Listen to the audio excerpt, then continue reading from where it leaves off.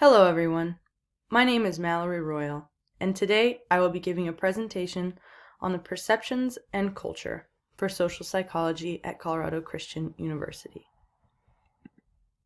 To begin, we'll talk about social interaction and how it is a major part of how humanity and society function.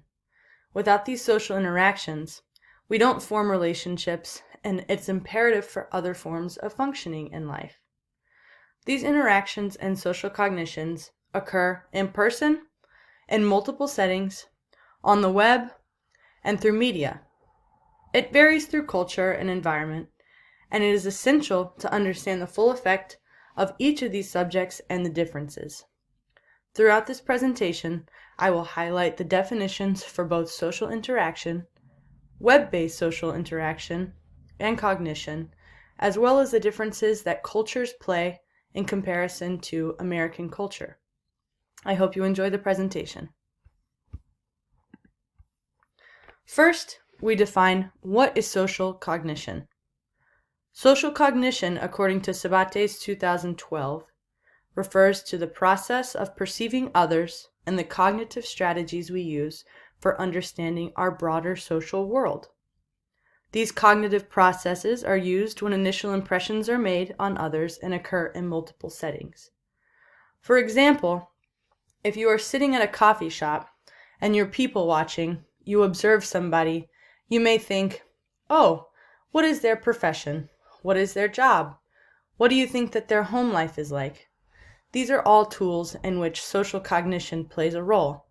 This is how we create our first impressions on others, and it is all based on the cognitive understanding of what is present in our world. A second form of social cognition, as you know, it occurs in multiple settings, is web-based social cognition.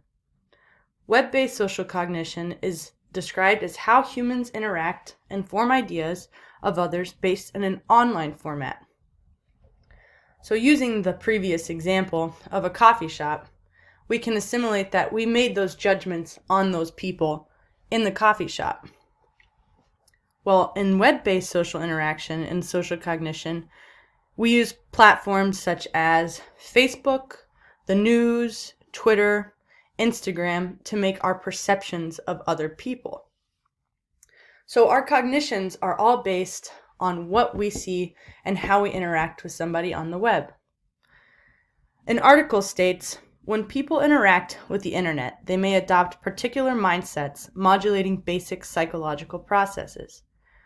This just goes to show that we form the same ideas as we would in a face-to-face interaction. This can be seen in an online format such as classes that we take, based on the discussion posts we have with others and the interactions we have. Our perceptions of these others all feed into the social cognition in a web-based format. Perceptions and culture also play a massive role in how we view our world. Culture is an imperative part of how we interact with one another as well. According to the video by Julian Borel, he states, the lens through which your brain sees the world shapes your reality. We see this based on our environment in which we grow up in, and it influences social norms, behaviors, attitudes, values we hold, and the overall relationships. Culture plays an imperative part in our perception of the world. Perceptions vary across cultures in many ways. As seen in the previous slide, we understand that we all see the world through a different lens in which we are brought up. These things range from beauty standards, which can be a part of ourselves, how we view ourselves and how we view others, medical practices via holistic or more traditional routes that the Westerners would use, family focus being a focus on the nuclear family or an extended family, moral and ethical standards of what is right and wrong, all based on how a culture views these things, an emphasis on materialism or naturalism, which is seen in Eastern cultures versus Western cultures, and our principles of success and how we apply those to ourselves and others. For the second part of this presentation, I will be going over the differences seen within Middle Eastern cultures and American cultures, specifically in cultural norms.